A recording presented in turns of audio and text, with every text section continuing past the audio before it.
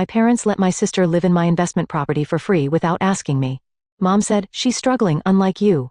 After 6 months of no rent, they saw a letter from the bank and finally understood why I wasn't worried. She needs a fresh start, Emma. You have to understand. My mother's voice crackled through the phone, a mixture of pleading and that familiar guilt-tripping tone I've grown to recognize. I stood in my Manhattan office staring out at the skyline while trying to process what she just told me.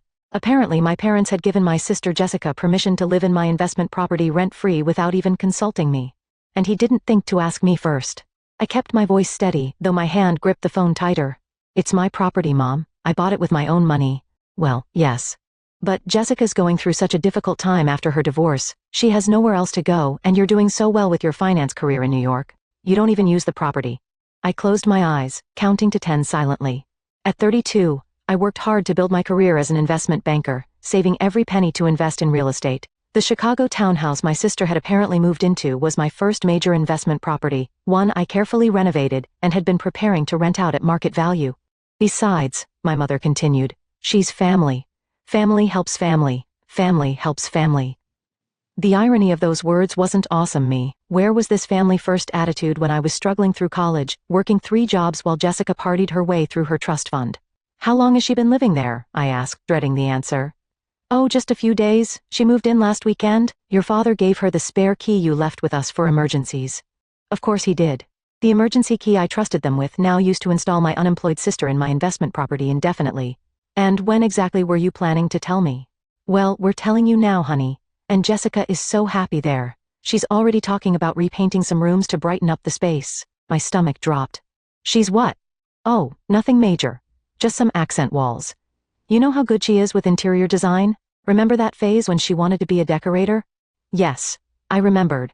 Just like I remembered her photography phase, her yoga instructor phase, and her organic juice bar phase, all expensive ventures funded by our parents that ultimately went nowhere. Mom, she can't just Emma, please, my mother interrupted. Can't you just help your sister this once? She's family. I took another deep breath, my mind already formulating a plan. You're right, Mom, she is family. Oh, sweetheart. I knew you'd understand. You've always been the sensible one.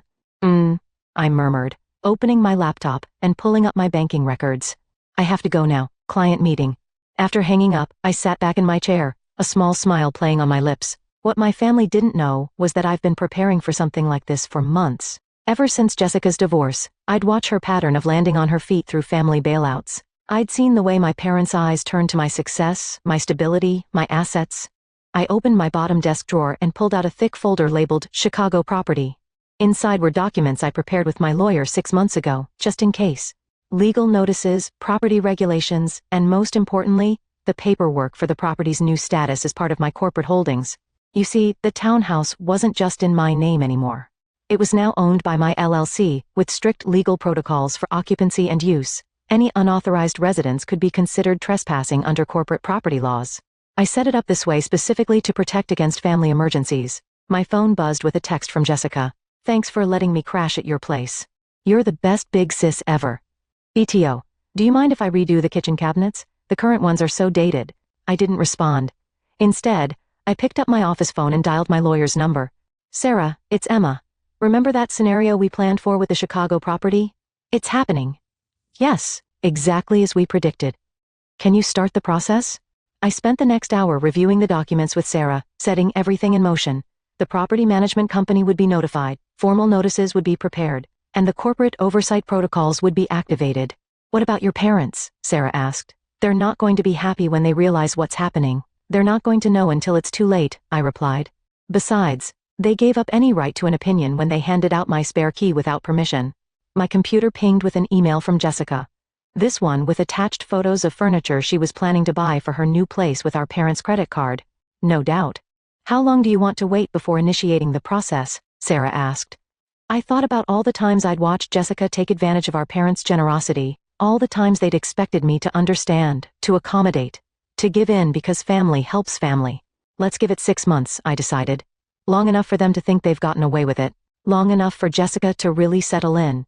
Long enough for everyone to forget whose property it really is. And then we remind them exactly why you don't take what isn't yours, even if you're family. I spent the next few weeks watching from afar as Jessica documented her new life on social media. There she was posting photos of the vintage chandelier she'd installed in the dining room without permission. There were the Instagram stories about her fresh start, and how sometimes the universe just provides. Every image, every post, every modification to my property was carefully saved and documented. My parents called regularly, always dancing around the subject of the house, praising Jessica's initiative in fixing up the place. They never once mentioned rent, utilities, or the fact that they'd essentially given away my property without my consent. Jessica's doing so much better now. My mother gushed during one call.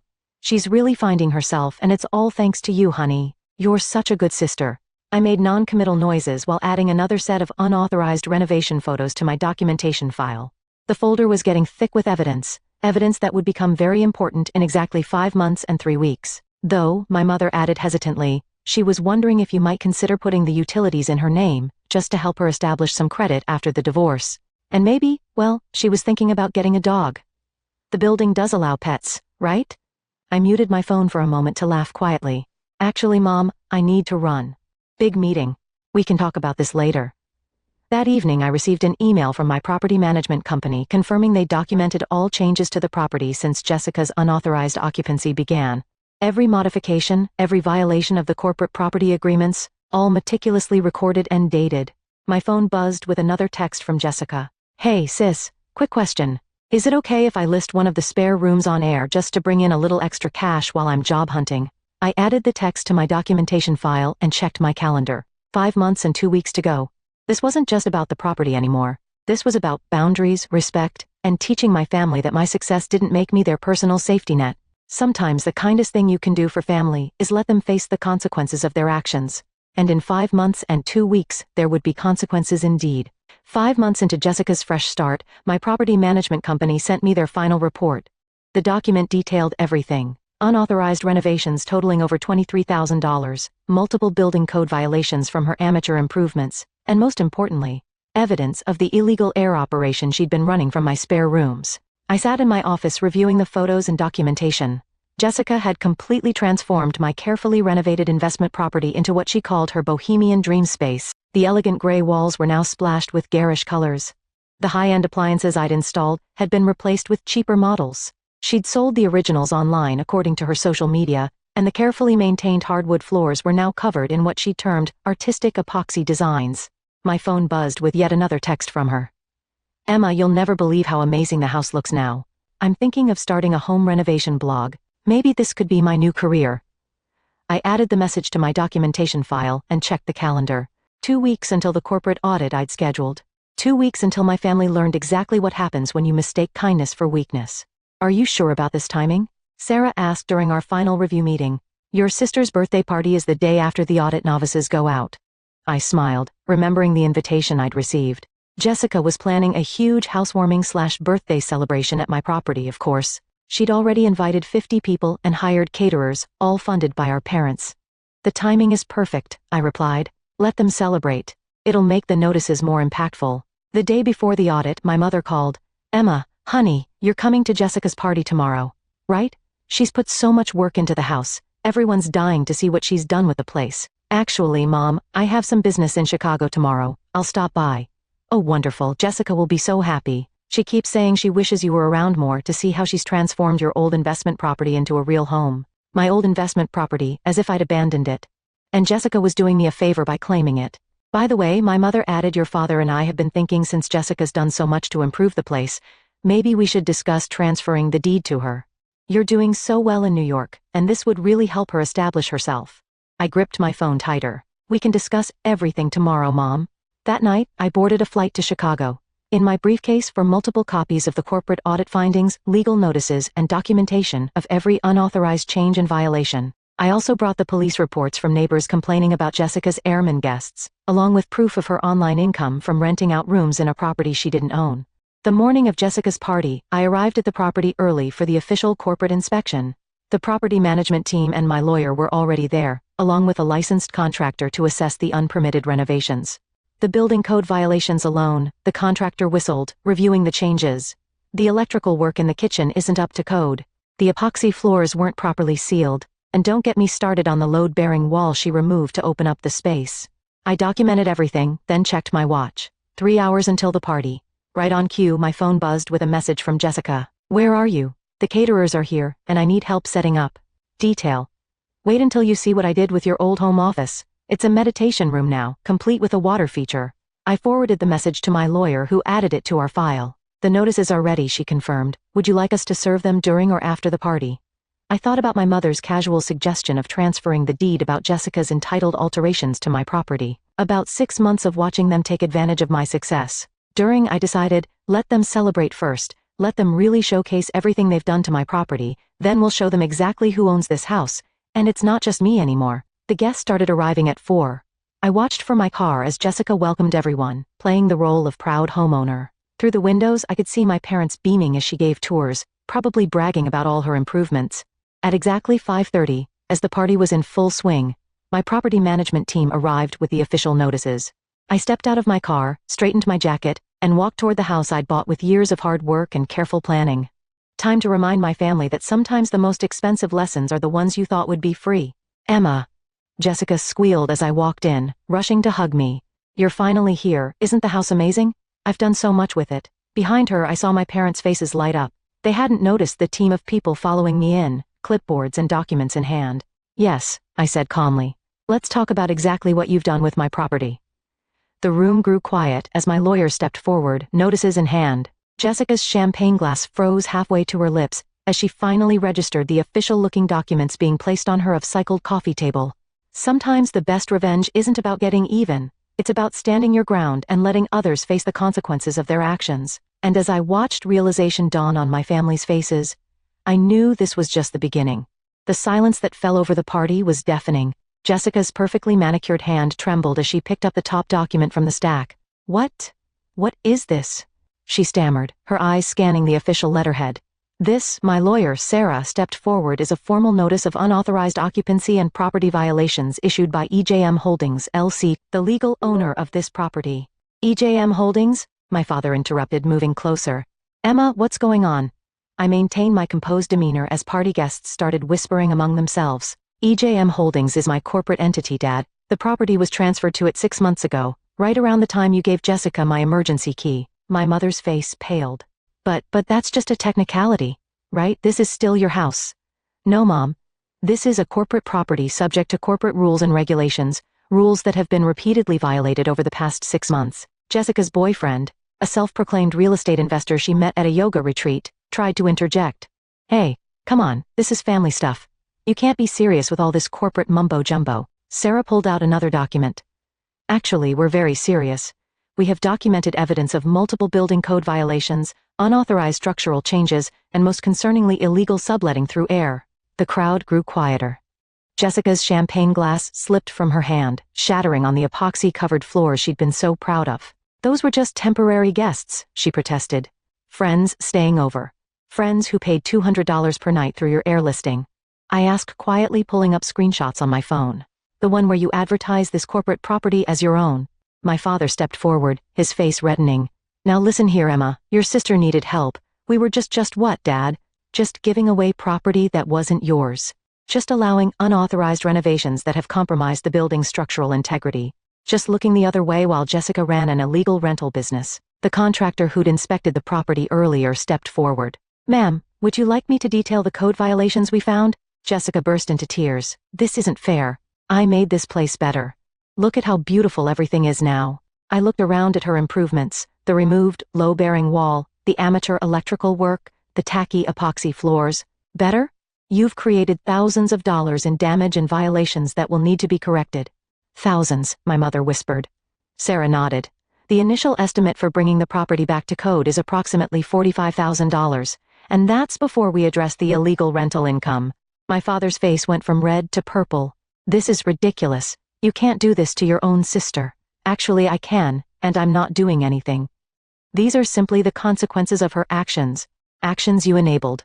The property manager stepped forward with more papers. We have documentation of every unauthorized change, every violation, and every illegal rental transaction. We also have evidence of the original fixtures and appliances being sold online. Jessica's tears turned to anger. Those ugly appliances, I replaced them with better ones. Those ugly appliances were commercial grade and worth over $15,000. I replied calmly. Appliances you had no right to sell. My mother grabbed my arm. Emma, please. We can work this out as a family. There's no need for all this legal nonsense. I gently removed her hand. That's where you're wrong, Mom. This stopped being a family matter the moment you and Dad decided to give away property that wasn't yours. The moment Jessica decided to treat my investment as her personal renovation project, but I needed a fresh start, Jessica wailed. After the divorce, your fresh start doesn't entitle you to my property. I cut her off.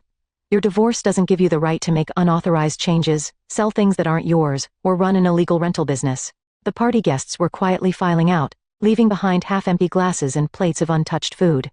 Jessica's boyfriend had mysteriously disappeared along with most of her so-called friends. Sarah cleared her throat. According to our documentation, Miss Jessica Harrison has earned approximately $22,000 through unauthorized short-term rentals of corporate property. This income, along with the proceeds from selling corporate assets, will need to be repaid. Jessica collapsed onto her vintage-inspired sofa. I don't have that kind of money. I spent it on improving this place. Improving? I laughed softly. You mean damaging. Every change you made without permission, every structural alteration without permits, every violation of building code, it's all documented. And it all has to be fixed. My father tried one last time. Emma, be reasonable. What do you expect your sister to do? Where is she supposed to go? I met his gaze steadily. That's not my problem, Dad. Just like it wasn't your property to give away. Jessica has exactly 30 days to vacate the premises and begin repayment of damages and illegal rental income. 30 days, my mother gasped. But all her things are here. She's built a life here. She built a life on stolen property, Sarah interjected. The 30 days is a courtesy. Given the extent of violations, we could demand immediate evacuation. Jessica jumped up. You can't do this. Mom, Dad, tell her she can't do this. I watched my parents exchange helpless glances, finally realizing they had no power here. Their casual disregard for my property rights, their entitled assumption that Jessica's needs trumped my ownership. It was all crumbling around them. The property will be restored to its original condition. I continued calmly. Any cost not covered by the repayment of the legal rental income will be your responsibility, Jessica. And yes, we will pursue legal action if necessary. Legal action, my mother whispered. You'd sue your own sister. You mean like how you tried to manipulate me into transferring the deed to her? I asked. Yes, Mom. I heard your suggestion earlier. Consider this my response. The property manager handed out final copies of the novices. All communication regarding this matter should now go through our legal department. Any attempts to further modify the property or continue unauthorized rentals will result in immediate legal action. I turned to leave, then paused. Oh, and Jessica, happy birthday. Consider this your wake-up call. Sometimes the best gifts are the lessons we never wanted to learn. As I walked out of the house, my house, I heard Jessica's sobs, my mother's pleading, and my father's angry muttering. But for the first time in months, I felt at peace. Sometimes standing your ground means being the bad guy in someone else's story, but I'd rather be the bad guy than the doormat they tried to make me. Let them call me cruel, let them paint me as the heartless corporate sister who wouldn't help family. I knew the truth. Sometimes the kindest thing you can do for family is let them face the consequences of their actions. 6 months after Jessica's disastrous birthday party, I stood in my newly restored Chicago property surveying the changes. The walls were back to their original elegant gray. The load-bearing wall had been properly reinstalled, and new commercial-grade appliances gleamed in the kitchen. Every repair had been documented, every code violation corrected, and every trace of Jessica's improvements erased.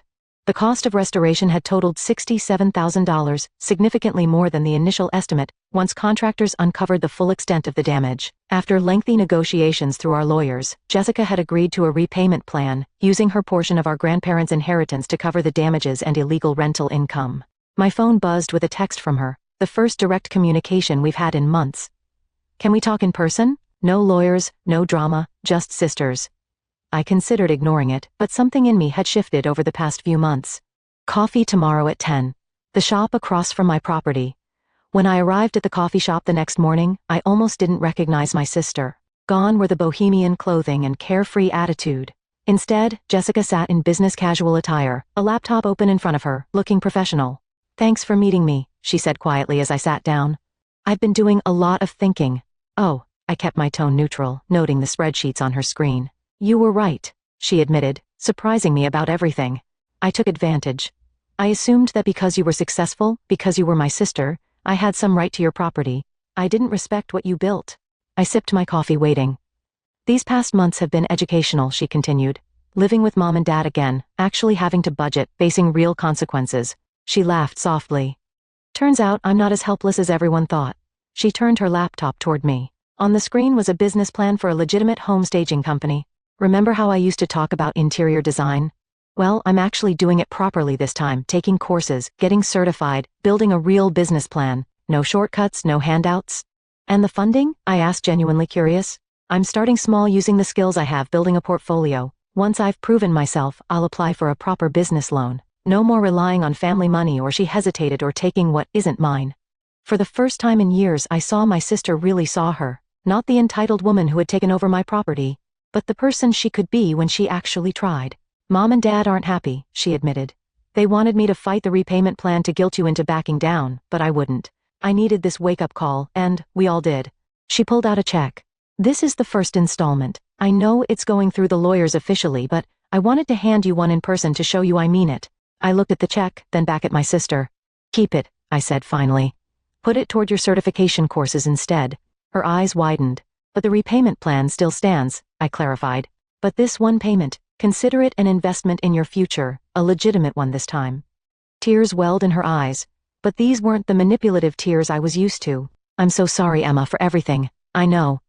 We sat in comfortable silence for a moment before she spoke again. Dad's selling his boat to help cover the repairs. He said it's the least he can do since he gave away your key. And Mom's actually talking to a therapist about her enabling tendencies. I raised an eyebrow. This was unexpected. Your actions didn't just wake me up, Jessica explained. They made all of us look at our patterns, how we took advantage, how we justified it because of family ties. She gathered her things, preparing to leave for her certification class. I'm not asking for forgiveness yet. I know I need to earn that. But I want you to know you did the right thing. Even if it felt cruel at the time, you did what none of us have the courage to do. You broke the cycle. After she left, I walked back to my property. The afternoon sun streamed through the windows, highlighting everything that had been restored. But maybe I realized more than just the property had been fixed. That evening, I received an email from my father. The subject line read, "Apology and amends." Dear Emma, it began. I'm selling my boat and some other assets. Not because Jessica asked me to, but because I need to make this right. I gave away your key, betrayed your trust, and then had the audacity to defend it. You deserve better from your father. I saved the email, noting how different it felt from his usual defensive responses. Change, it seemed, was possible when you force people to face the consequences of their actions. The next day, my property manager sent over the final restoration photos. Looking at them, I realized something profound. This hadn't just been about protecting my investment. It had been about establishing boundaries, demanding respect, and making the hard choice to prioritize justice over temporary peace. The property was mine again, truly mine. But more importantly, my family was finally learning to respect not just my ownership, but my right to stand up for myself. Sometimes, the biggest gift you can give your family is the opportunity to grow up. Even if that opportunity comes wrapped in legal notices and hard lessons. And sometimes, the strongest foundations are built not on endless giving, but on firm boundaries and earned respect. Standing in my restored property, I smiled. The walls weren't just repaired, they were stronger. And so was I.